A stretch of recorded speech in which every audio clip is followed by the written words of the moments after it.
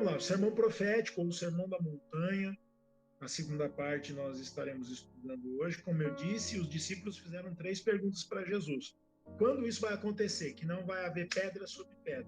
Qual o sinal da tua vinda e qual é o sinal do fim do mundo? Foram as 3 perguntas dos discípulos. Eu vou começar aqui e eu vou saltar. Eu falei que eu ia ler desde o começo, mas não vou ler, não. Eu vou ler aonde eu parei segunda passada. Eu não sei se todos vocês que estão aqui estavam segunda. Eu parei lá na profecia aonde o Senhor Jesus Cristo falou assim, ó, ai das grávidas. Para frente aqui, ó.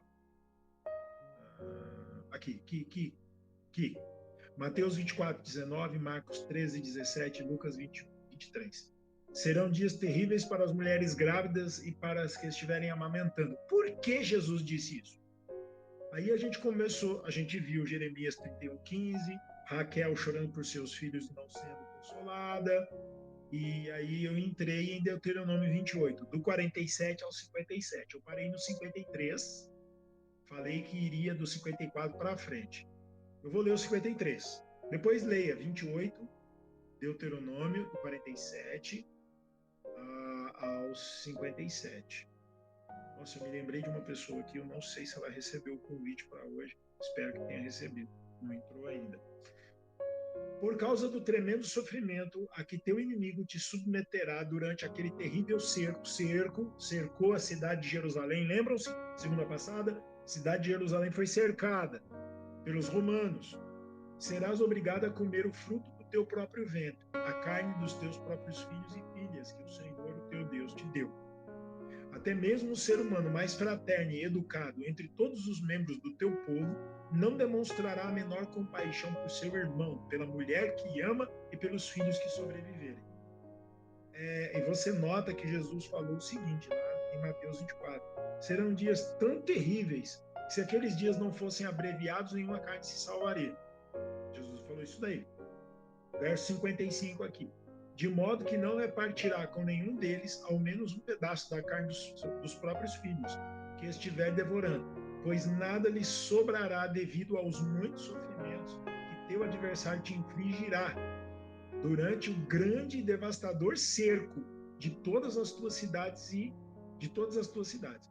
Olha que o livro de Deuteronômio é o 5º livro da Bíblia. Jesus profetizou em Mateus 24. Os primeiros livros da Bíblia são Gênesis, Êxodo, Números, Levíticos e Deuteronômio. No 5º livro da Bíblia, Deus passou para Moisés algo que aconteceria nos dias em que Jesus estaria na terra. Ou melhor, nos dias depois que Jesus já havia saído da terra, morto, ressuscitado e voltou ao céu. Jesus falou uma profecia: a cidade vai ser cercada, não haverá pedra sobre pedra. Aí Jesus começa a dar os sinais que aconteceriam naqueles dias. Um deles é ai das grávidas. Olha só como termina esse texto de Deuteronômio 28. Do mesmo modo quanto a mulher israelita mais gentil e delicada entre todas as de teu povo, tão fina e educada que não ousaria tocar a terra com a planta do pé, seu olho se tornará maligno para com o marido a quem ama e para com o próprio filho ou filha, não lhes entregando nem a placenta do ventre. As irmãs sabem o que é placenta, né? Faz parte ali do processo de gestação. Do ventre, nem os filhos que gerar, porquanto a verdadeira intenção dela é devorá-los secretamente durante aquele horrível cerco e em meio aos grandes sofrimentos que teu adversário desferirá sobre as tuas cidades. Você pode olhar para mim agora, eu tenho senhoras aqui me ouvindo, que são avós. Você pode olhar para mim, nossa, mas que texto terrível. Olha, os noticiários aí, muitos noticiários, tanto os eletrônicos na internet como das televisões, por exemplo, a gente tem programa na Bandeirantes, rede aberta, né? Não sei se passa em Belo Horizonte, como passa aqui em São Paulo. Na rede aberta tem na Bandeirantes e na Record. Tem muito o chamado jornal sensacionalista. Fala de crime, morte, assalto, sequestro, essas coisas. Eu estou lendo na Bíblia, é um texto forte? O texto que eu vou ler a seguir é mais forte ainda. Mas o ser humano ele noticia a desgraça como se fosse nada. O que eu estou mostrando para vocês aqui é profecia. Deus, no Velho Testamento, deu profecia do que aconteceria logo após Jesus Cristo sair da terra. E tudo aconteceu lá em Israel, irmão Maurício, Sueli, Manucine, porque eles rejeitaram o Senhor Jesus Cristo. Jesus Cristo era Deus em forma de ser humano. Jesus Cristo veio para perdoar os pecados. E aí eles falaram, olha, você é Beelzebu, você expulsa demônio porque você é um demônio. Jesus falou para eles, se Satanás expulsa Satanás, o seu reino está dividido. Como pode ser isso?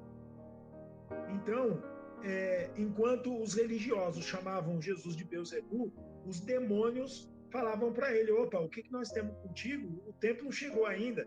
Porque quando ele foi lá expulsar o demônio do rapaz de Gadar, o chamado Gadareno, os demônios chegaram ali diante de Jesus e falaram assim, peraí, mas o senhor está adiantado, não é esse o tempo. Ó, sai dele. Não, peraí, senhor, que negócio é esse? Nós sabemos quem o senhor é, deixa eu ir para os porcos. Tá bom, eu deixo vocês irem para os porcos. E os porcos se precipitaram no mar. Então, os demônios sabiam quem era Jesus. E os religiosos não. É uma contradição, né? Que coisa, né? Então, é um texto duro, um texto difícil, mas é uma profecia. Por que isso aconteceu, irmãos e irmãs? Porque rejeitaram Jesus Cristo na sua primeira vinda. Como eu já falei em algumas vezes, talvez não para vocês aqui, mas já falei isso em culto evangelístico. Você olha para mim, irmão e irmã, e diz assim, mas irmão Denilson, você está pregando um Deus de amor, como um Deus de amor pode destruir pessoas? Ele dá uma chance. Olha, se você amar a minha palavra, eu vou te dar a recompensa que eu estou te prometendo. Se você rejeitar, eu não posso fazer nada. A arca de Noé era o amor de Deus, era o livramento do dilúvio. Eles entraram na arca? Não. Chamaram Noé de doido, maluco, não vai chover. Eles não acreditaram na mensagem de Noé. Noé falou, gente, vai chover, vai todo mundo morrer, quem não entrar na arca. Não, Noé, você é maluco. 120 anos depois, a arca estava pronta, Noé entrou na arca, junto com a família, junto com os animais, e a chuva veio. E as mesmas pessoas que chamaram Noé de louco, agora falavam, Noé, abre a porta, deixa eu entrar, eu vou morrer. Agora você vai morrer? 120 anos, irmãos, Noé pregou que haveria um dilúvio. 120 anos, só a família de Noé acreditou. 7 pessoas. Deus deu uma chance de 120 anos para aquele povo. Eles não quiseram, eles rejeitaram. Todas as vezes que você lê na Bíblia que Israel foi levado cativo para a Babilônia, pelos filisteus, ficou cativo no Egito, depois Roma veio e conquistou. Sabe por que foi? Desobediência à palavra.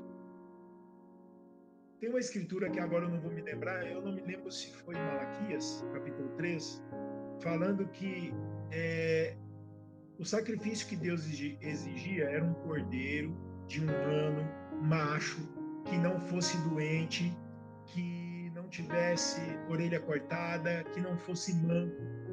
Essa era a ovelha que era para trazer em sacrifício a Deus. Sabe o que eles faziam? A Bíblia fala.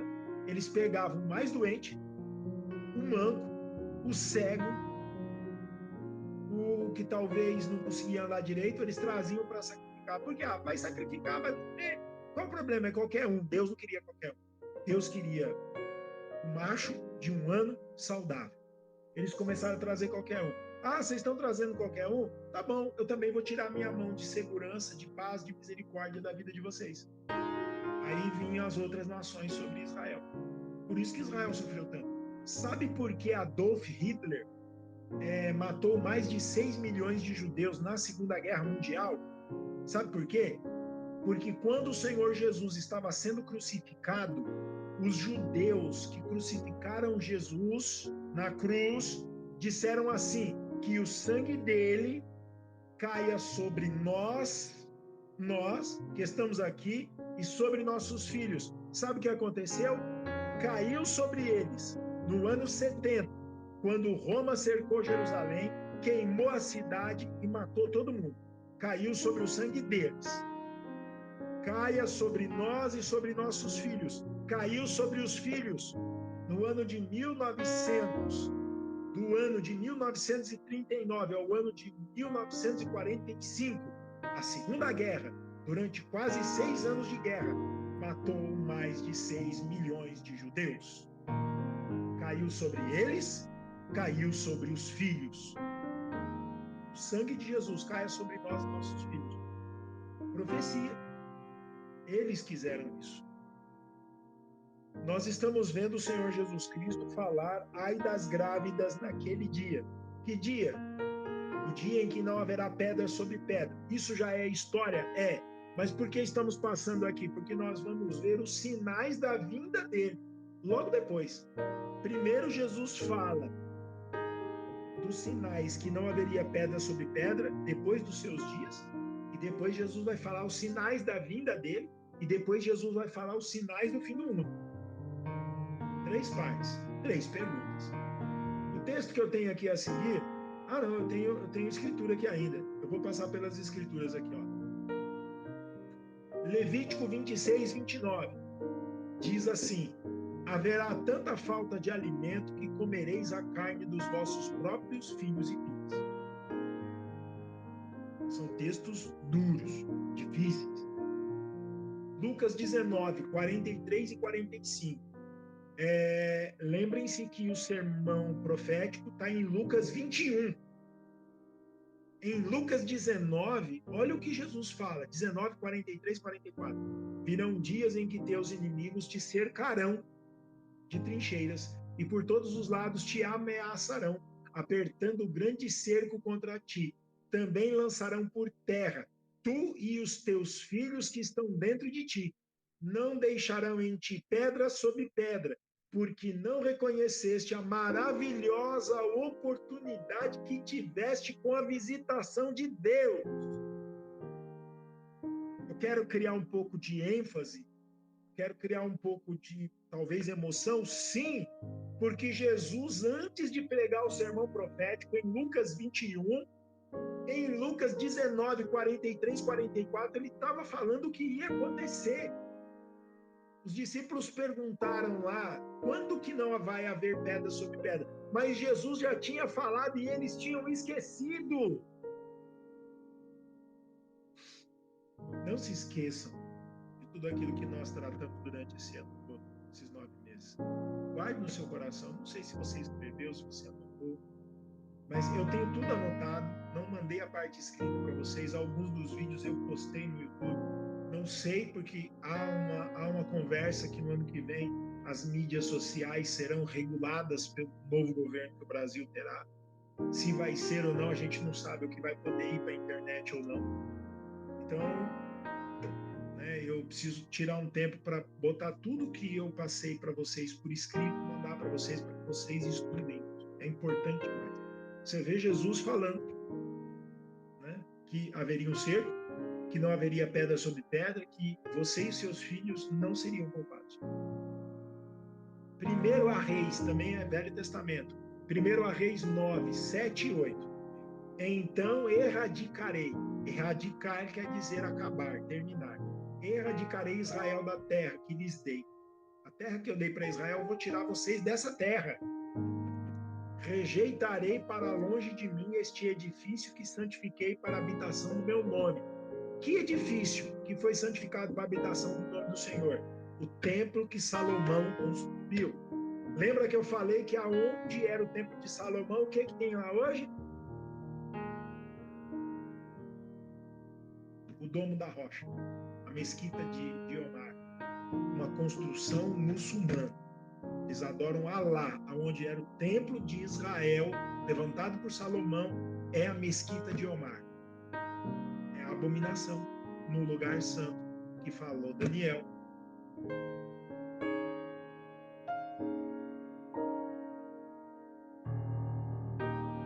E Israel será motivo de zombaria entre todos os povos. que Hitler fez na Segunda Guerra? Hitler falou assim, para identificar os judeus, vamos fazer a estrela de Davi e colocar no braço deles, aí nós vamos saber que eles são judeus. Quando os judeus iam para os campos de concentração, o que eles colocavam nele? Uma roupa listrada, cinza, não tem uma cor viva, uma cor definida. Vai para o campo de concentração, cinza e branco. 8. Este templo hoje, tão sublime, será para todos os transeuntes motivo de espanto e horror, e com escárnio exclamarão: por que o Senhor agiu com tamanha severidade contra essa terra e este templo? Ou seja, Deus, no Velho Testamento, falou que um dia não haveria pedra sobre pedra naquele lugar. Por isso que eu falei para vocês, segunda-feira passada. Quando Jesus disse, não ficará pedra sobre pedra, o Muro das Lamentações, que hoje pessoas vão lá orar, lá no Muro das Lamentações, o Muro das Lamentações não faz parte do Templo de Salomão. O Muro das Lamentações é uma parte das muralhas que Herodes edificou. Porque o templo foi derrubado. Pedra sobre pedra não ficou naquele lugar, porque Jesus disse que não ficaria. O relato que eu tenho aqui a seguir é um capítulo e eu quero ler para vocês, só que eu vou ler sem o compartilhamento. Tá? Eu vou tirar da tela de compartilhamento e eu vou ler. Tá? É um texto impactante. Tá? O aviso já de antemão para vocês, é um texto impactante. Estamos aí em 19 irmãos. Um texto duro e eu só lerei ele e nós encerraremos a live de hoje, tá? Falando da questão das grávidas. O texto que eu vou ler a partir de agora para vocês é um texto que eu extraí do livro chamado História dos Hebreus. Foi escrito por um historiador judeu chamado Joséfos.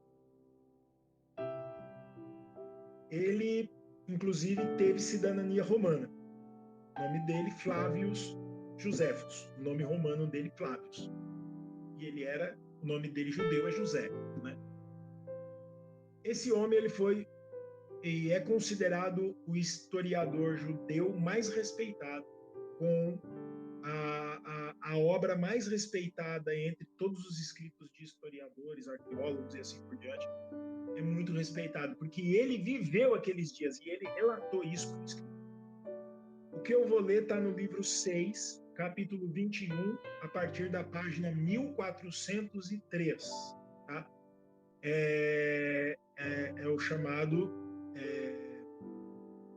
História dos Hebreus. Tá? É o livro de Joséfos. Tem na internet, para PDF. É um livro muito grande, tem 1.800 e poucas páginas. É grande. Então, o relato que eu vou passar para vocês aqui agora, eu espero que eu consiga ler isso rápido, ele está de encontro a todas as escrituras que lemos. 1 Reis 9, Lucas 19, 43, 44, Deuteronômio 28, do 47 ao 57, Jeremias 31, 15, ai das grávidas naquele dia. Isso aqui é história. Não é conto, não é ficção, não é história de alguém que, eu vou escrever aqui um drama, vou escrever aqui um terror. Não, isso é história. Aconteceu. Uma mulher chamada Maria, filha de Eleazar, muito rica, tinha vindo com algumas outras. Lembrem-se, ela era muito rica, né? Lembra um dos textos? Lá em Deuteronômio 28, eu acredito que era o versículo 55 ou 54, a mais... Oh, meu Deus, como é que estava escrito lá? A mais educada entre vocês. Mais educada entre as mulheres. Né? Tinha vindo com algumas outras. A aldeia de Betecor. isto é, a casa de Isope, refugiar-se em Jerusalém e lá se viu cercada. Ela saiu de uma cidade que estava sendo atacada pelos romanos, foi para Jerusalém, mas Jerusalém estava cercada. Aqueles tiranos, cuja crueldade martirizava os habitantes, não se contentaram em lhe arrebatar tudo o que tinha levado de mais precioso. Ela era rica, tomaram tudo que era importante, dinheiro dela. Tomaram-lhe ainda por diversas vezes o que ela havia escondido para seu alimento. A dor de se ver tratada daquela maneira lançou-a em tal desespero que, depois de ter feito 1000 imprecações contra eles, usou de palavras ofensivas, procurando irritá-los, a fim de que a matassem. Mas nenhum só daqueles tigres, por vingança de tantas injúrias ou por compaixão, lhe quis usar dessa graça. Ou seja, ela xingou eles, pensando que xingando eles iriam matar ela e acabar com o sofrimento dela. Eles não fizeram aquilo. Ela se viu reduzida assim às últimas, não podia esperar socorro de ninguém, e a fome que a devorava, e ainda mais o fogo que a cólera tinha acendido no seu coração, inspiraram-lhe uma resolução que causa horror à própria natureza.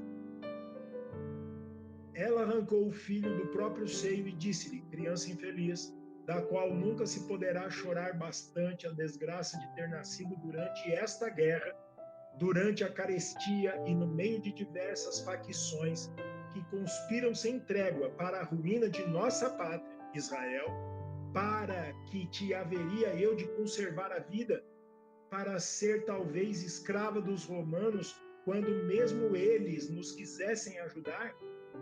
A fome nos teria feito morrer antes mesmo de cairmos em suas mãos. E esses tiranos que nos pisam a garganta, não são eles ainda mais temíveis e cruéis que os romanos e a fome? Haviam aqueles que lutavam contra os romanos, tá? E judeus que lutavam contra o domínio romano. Não é então preferível que tu morras para servir-me de alimento, para enraivecer esses revoltosos e deixar atônita a posteridade com uma ação tão trágica que não seria a única a faltar para encher a medida dos males que tornam hoje os judeus o povo mais infeliz da terra? Ou seja, ela estava falando de tirar a vida do próprio filho. O que nós lemos na Bíblia, no Velho Testamento? Deuteronômio, 1 Reis, Jeremias 31:15, Raquel chorando por seus filhos. E o que Jesus advertiu? Ai das grávidas naquele dia. Depois de ter assim falado, ela matou o filho, cozeu, comeu uma parte e escondeu a outra. Aqueles ímpios que só viviam de rapina, os judeus que lutavam contra os romanos, entraram em seguida naquela casa, tendo sentido o cheiro daquela iguaria inominável. Ameaçaram matá-la se ela não lhes mostrasse o que tinha preparado para comer. Ela respondeu que ainda lhe restava um pedaço da iguaria e mostrou-lhes restantes do corpo do próprio filho. Ainda que tivessem um coração de bronze, tal espetáculo causou-lhes tanto horror que eles pareciam fora de si. Ela, porém, na exaltação que lhe causava o furor, disse-lhes, com o rosto convulsionando, sim, é meu próprio filho que vedes, e fui eu mesma que o matei. Podeis comê-lo também, pois eu já comi. Sois talvez menos corajosos que uma mulher e tendes mais compaixão que uma mãe? Se vossa piedade não vos permite aceitar essa vítima que vos ofereço, eu mesma acabarei de comê-lo. Aqueles homens que até então não haviam sabido o que era compaixão, retiraram-se trêmulos. E por maior que fosse a sua avidez em procurar alimento, deixaram o restante daquela detestável iguaria infeliz mãe. A notícia de fato tão funesto espalhou-se incontinente por toda a cidade. O horror que todos sentiram foi o mesmo, como se cada qual tivesse cometido aquele horrível crime. Os mais torturados pela fome só desejavam morrer, quanto antes, e julgavam felizes os que já haviam morrido, antes de ter tido ciência deste fato, ou ouvido narrar tal coisa tão execrável. os romanos também logo souberam de tudo isso, de tudo, isto é, da criança sacrificada por sua própria mãe, para que ela pudesse continuar a viver. Uns não podiam crer no que se dizia, outros sentiam imensa compaixão, mas a maior parte viu acender-se ainda mais o ódio que já sentiam contra os judeus. Tito, para se justificar diante de Deus a esse respeito, Tito era o imperador romano, era o general romano que se tornou imperador depois, protestou em alta voz que ele tinha oferecido aos judeus uma anistia geral de todo o passado, e visto que eles tinham preferido a revolta à obediência, a guerra à paz, a carestia à abundância, e tinham sido os primeiros a incendiar com suas próprias mãos o templo que ele tinha se esforçado para conservar, mereciam ser obrigados a se alimentar de tão execrável iguaria. No entanto, ele sepultaria aquele horrível crime sobre as ruínas da sua capital, a fim de que o sol, fazendo a volta ao mundo, não fosse obrigado a esconder seus raios pelo horror de iluminar uma cidade onde as mães se nutriam da carne dos próprios filhos, onde os pais não eram menos culpados que elas, pois tão estranhas misérias não os podiam decidir a abandonar as armas.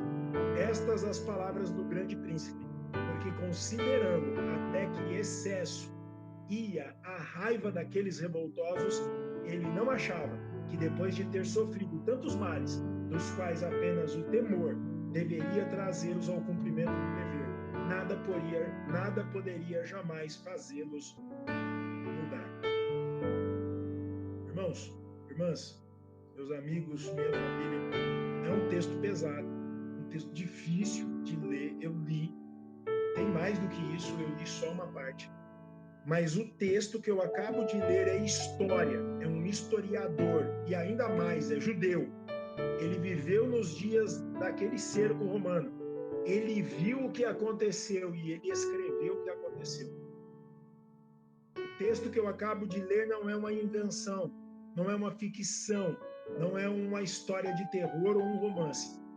É um relato real de alguém que viveu aquele dia. Ele escreveu. As escrituras que nós usamos, não é disso que as escrituras que nós usamos está falando? Principalmente Deuteronômio 28, do 47 ao 57, Jeremias 31, 15, 1 Reis 9.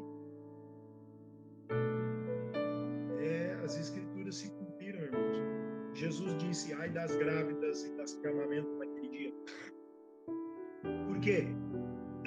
Quando a cidade foi cercada, ninguém entrava, ninguém saía. Também não entrava comida. Também não entrava água potável.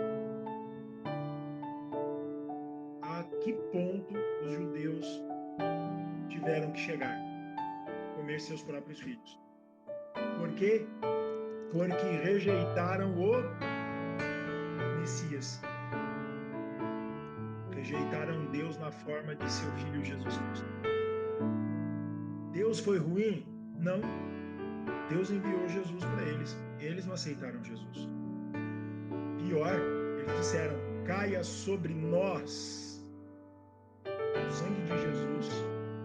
Caia sobre nós. Caiu. Porque Jesus provavelmente foi crucificado no ano 37, 36, 37, 38.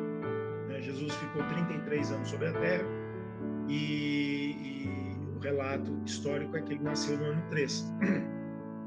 Então, 36, 37 ele foi crucificado. 37 para 70 são 33 anos. 33 anos depois da crucificação de Jesus, parte daquelas pessoas que disseram, crucifica-o, crucifica-o. Quando Pilatos perguntou, o que vocês querem que eu faça? Solte Barrabás, crucifica Jesus, solte Barrabás, crucifica Jesus. Mas ele é justo, caia o sangue dele sobre nós. Caiu mesmo. 33 anos depois. O sangue de Jesus Cristo caiu sobre eles, quando Jerusalém foi cercada na história. As escrituras estão aí. As vou citar aqui para vocês, tá? As Escrituras, começando lá em Mateus 24:19, serão dias terríveis para as mulheres grávidas e para as que estiverem amamentando. Jeremias 31:15, Raquel chorando por seus filhos. Deuteronômio 28, do 47 ao 57. Olha só aqui, ó. Até mesmo o ser humano mais fraterno e educado entre todos os membros do teu povo não demonstrará a menor compaixão por seu irmão, pela mulher que ama e pelos filhos que sobreviverem. As mães, mulheres mais fraternas e educadas, tiveram que matar seus próprios filhos. Levítico 26:29, Lucas 19:43, 44, 1 Reis 9, 7 e 8, vem de encontro ao relato a história dos hebreus por Flávio Joséfos, livro 6, capítulo 21, página 1403. O relato de uma mãe que matou o filho e cozinhou ele para comer. Por que isso aconteceu com eles? Porque eles rejeitaram a palavra. Eles rejeitaram Jesus Cristo.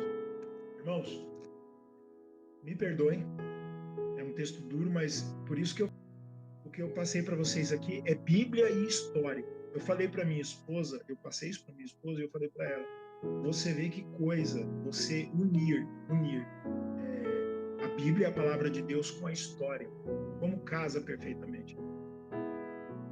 É para impactar? Sim. De um certo modo, sim. O sermão profético incluiu justamente esse ponto. Jesus Cristo dizendo para eles, olha, quando que vai ser o tempo que não haverá pedra sobre pedra? Vai acontecer tudo isso aqui. Jesus mostrou para eles. Irmãos, eu vou falar uma coisa que eu já falei antes, são 22 irmãos. Eu disse isso em algumas lives. Irmãos, o arrebatamento da igreja é algo real. Arrebatamento o que é? Jesus virá buscar o seu povo. Haverá um desaparecimento de pessoas da terra. Muitos são chamados, poucos são escolhidos. Jesus multiplicou pão e peixe, primeiro para 5.000, depois para 4.000. Aquela multidão sumiu toda na crucificação. Quem seguiu Jesus até o ponto da crucificação foram as mulheres, e a Bíblia só relata de um discípulo, João. Cadê os 5.000? Cadê os 4.000? Cadê os 70 que eram pregadores de Jesus? Cadê os outros 10 apóstolos? Só João estava no pé da cruz. Só João. O restante, todo mundo fugiu com medo. 5.000 comeram pão da primeira vez, 4.000 comeram pão da segunda vez. Sabe quantas pessoas haviam no cenáculo alto para receber o batismo do Espírito Santo? Quando ele disse, não vos deixarei órfãos, voltarei para vós, o Espírito de verdade que o mundo não conhece, não pode receber, mas que habita convosco e estará em vós. Sabe quantas pessoas haviam no cenáculo para receber? 120. Sabe quantas pessoas estavam na praia da Galileia vendo Jesus subindo ao céu e sendo coberto por uma nuvem? Tinha 500 pessoas. Só 120 foram no cenáculo. Das 500, todos os outros 380 faleceram, morreram? Não. Foram embora, não creram. 120 creram e foram cheios do Espírito Santo. A igreja de Jesus Cristo que vai ser arrebatada é pouca gente. Poucas pessoas. Poucas pessoas. Essas multidões aí que tem grandes igrejas, grandes religiões. Gente, a profecia que Jesus falou lá se cumpriu. A profecia que Jesus prometeu no nosso dia vai se cumprir. Por isso que a gente viu Lucas 17, como o relâmpago sai do Oriente e vai para o Ocidente. Assim como foi nos dias de Noé. Como é que foi nos dias de Noé? A imaginação daquele povo era ruim. A imaginação do povo hoje é ruim. Como foi nos dias de Ló. O que aconteceu nos dias de Ló? Desculpa, enquanto posso, aí vou falar. Leia Gênesis capítulo 19. Jesus falou, assim como foi nos dias de Ló, será na vinda do Filho do Homem. Filho do Homem é o próprio Senhor Jesus Cristo. Filho do Homem, Filho de Deus, Filho de Davi. Messias, prometido, ungido, Cristo. E ele falou, quando eu voltar à terra pela segunda vez, vai ser como nos dias de Ló. Então, nos dias de Ló havia o quê? Homossexualismo. No nosso dia, há o quê? Homossexualismo. No dia de Noé, a imaginação dos homens era ruim. Nos nossos dias, o que é ruim hoje? Tudo no ser humano é ruim. assim como foi nos dias de Ló, assim como foi nos dias de Noé. Assim será na vinda do Filho do Homem.